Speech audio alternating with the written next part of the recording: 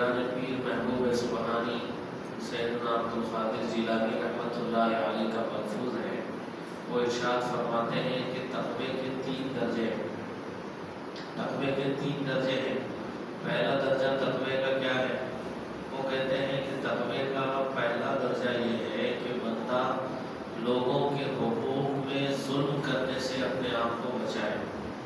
لوگوں کے حقوق میں ظلم کرنے سے اپنے آپ کو بچائے. تو کسی کا کوئی حق نہ مارا جائے، بیوی بچوں کا حق نہ مارا جائے، دوستوں کا حق نہ مارا جائے، پڑوسیوں کا حق نہ مارا جائے، کسی کا مال ظلماً ہڑپ نہ کیا جائے، کسی کی جائیداد اور زمین ظلماً نہ ہڑپ لی جائے. پیران پیر یہ کہتے ہیں تقوی کا پہلا درجہ یہ ہے کہ لوگوں کے حقوق میں ظلم کرنے سے اپنے آپ کو بچایا جائے.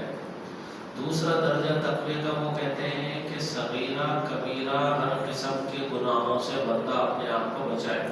چھوٹے بڑے ہر گناہ سے اپنے آپ کو بچائے، اللہ کی نافرمانی سے بچائے. یہ تقوی کا دوسرا درجہ ہے. پھر تیسرا درجہ انہوں نے تقوی کا بیان فرمایا دل کے جو گناہ ہیں، دل کے گناہوں سے بھی اپنے آپ کو بچایا جائے، کیونکہ یہ ساری برائیوں کی جڑ ہے. دل کے گناہوں سے بھی اپنے آپ کو بچایا جائے. تو تقوی کے 3 درجے انہوں نے بیان فرمائے. ایک درجہ یہ ہے کہ لوگوں کے حقوق میں ظلم کرنے سے اپنے آپ کو بندہ بچائے، لوگوں کے حقوق میں ظلم کرنے سے اپنے آپ کو بچائے. دوسرا درجہ چھوٹے بڑے گناہوں سے اپنے آپ کو بچائے. تیسرا درجہ دل کے گناہوں سے اپنے آپ کو بچایا جائے، چونکہ اللہ کے نبی ارشاد فرماتے ہیں ان فی الجسد لمضغہ، کہ جسم میں ایک گوشت کا لوتھڑا ہے، اذا صلحت صلح الجسد کلہ، کہ جب وہ صحیح رہتا ہے تو پورا جسم ٹھیک ٹھاک رہتا ہے، صحیح رہتا ہے. وَإِذَا فَسَدَتْ فَسَدَ الْجَسَدُ كُلُّهُ، جب اس میں بگاڑ آ جاتا ہے تو پورے جسم میں بگاڑ آ جاتا ہے.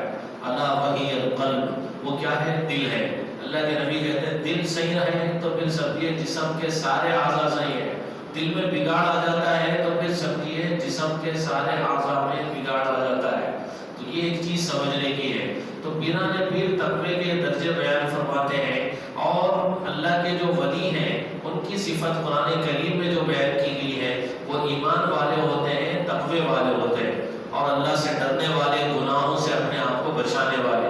تو جو بندہ اپنے اندر یہ صفات لائے گا وہ اللہ کا ولی بنے گا اور اللہ کا دوست بنے گا، جس کے بارے میں حدیث قدسی ہے. اللہ تعالیٰ ارشاد فرماتے ہیں من عادى لي وليا فقد آذنته بالحرب، جو میرے کسی ولی سے دشمنی کرے گا میں اس سے اعلان جنگ کرتا ہوں. یہ اللہ رب العزت ارشاد فرماتے ہیں کہ جو میرے کسی ولی سے دشمنی کرے گا میں اس سے اعلان جنگ کرتا ہوں. ان کی صفات بیان کی گئی ہے قرآن و حدیث میں.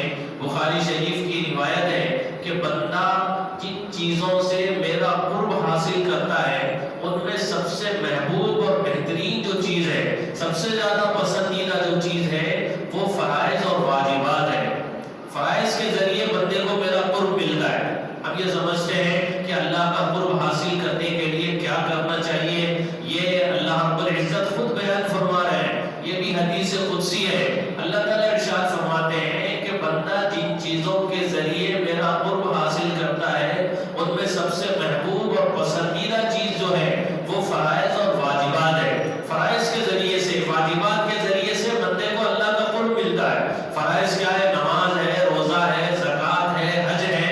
جتنی چیزیں بندے کے اوپر فرض کی گئی ہیں یہ ساری چیزیں فرائض اور واجبات کے ذریعے سے بندے کو اللہ کا قرب ملتا ہے. کوئی یہ چاہتا ہے کہ بھئی اللہ کا ولی بنے، کوئی یہ چاہتا ہے کہ اس کو اللہ کا قرب ملے، کوئی چاہتا ہے کہ وہ اللہ کا محبوب بندہ بنے، تو اس کو چاہیے کہ وہ فرائض کی پابندی کرے. نمازوں کو چھوڑ کے کوئی اللہ کا ولی نہیں بن سکتا. واجبات اور فرائض کو چھوڑ کے کوئی اللہ کا محبوب اور پسندیدہ بندہ نہیں بن سکتا. یہ ایک بہت بڑی غلط فہمی ہے جو ہمارے ذہنوں میں بیٹھی ہوئی ہے. بعض لوگ یہ کہتے ہیں کہ بھئی ہمارے اوپر شریعت لاگو نہیں ہوتی، ہم تو بخشے بخشائے ہیں، ہمارا مقام اتنا اونچا ہے کہ ہمارے اوپر کوئی نماز وغیرہ ہے، نماز پڑھنے کی ہم کو ضرورت نہیں. اور لوگ ان کو پیر بھی سمجھتے ہیں، لوگ ان کو بزرگ بھی سمجھتے ہیں، لوگ ان کو اللہ والا بھی سمجھتے ہیں، جبکہ اللہ تعالیٰ خود یہ بیان فرما رہے ہیں کہ بندے کو میرا قرب جو ملے گا وہ فرائض اور واجبات کے ذریعے سے ملے گا. تو جو بندہ فرائض کو چھوڑے، جو بندہ واجبات کو چھوڑے وہ اللہ کا ولی نہیں بن سکتا، وہ اللہ کا محبوب نہیں بن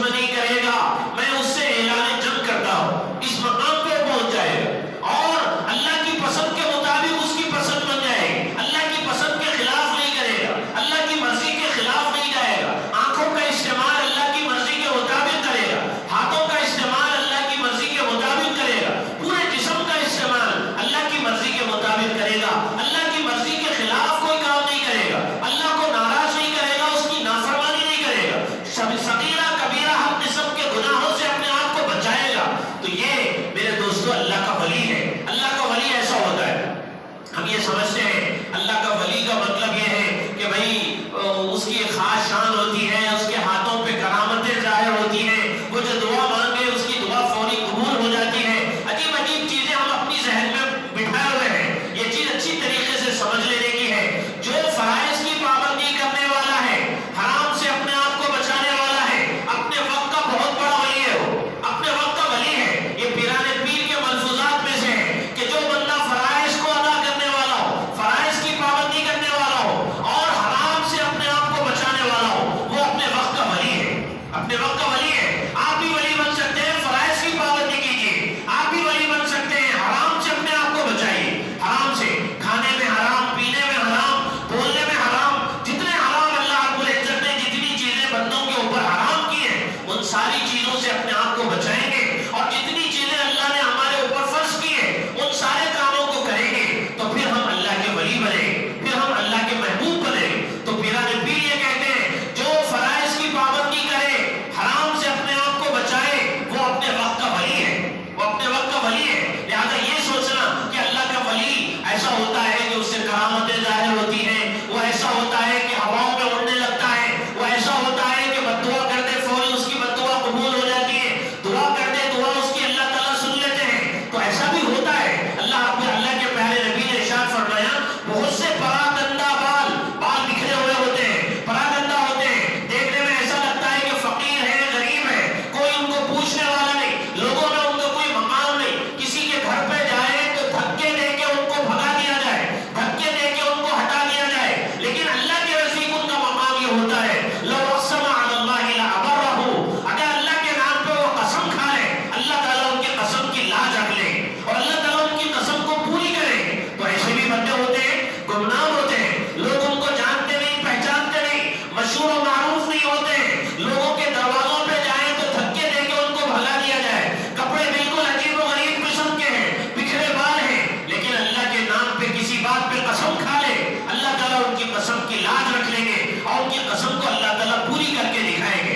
تو یہ اللہ والے ایسے بھی ہوتے ہیں، لیکن یہ سمجھنا کہ اللہ والے کا مطلب، اللہ کے ولی کا مطلب ہوا میں اڑنے والا، شعبدے دکھانے والا، میرے دوستو ایسا نہیں ہے۔ آپ نے سنا ہوگا جنید بغدادی رحمت اللہ علیہ کی خدمت میں ایک بندہ آیا، آ کے ان کی خدمت میں ان کی خانقاہ میں رہنے لگا، 1 سال 2 سال 3 سال 10 سال تک ان کی خانقاہ میں اس نے وقت گزارے۔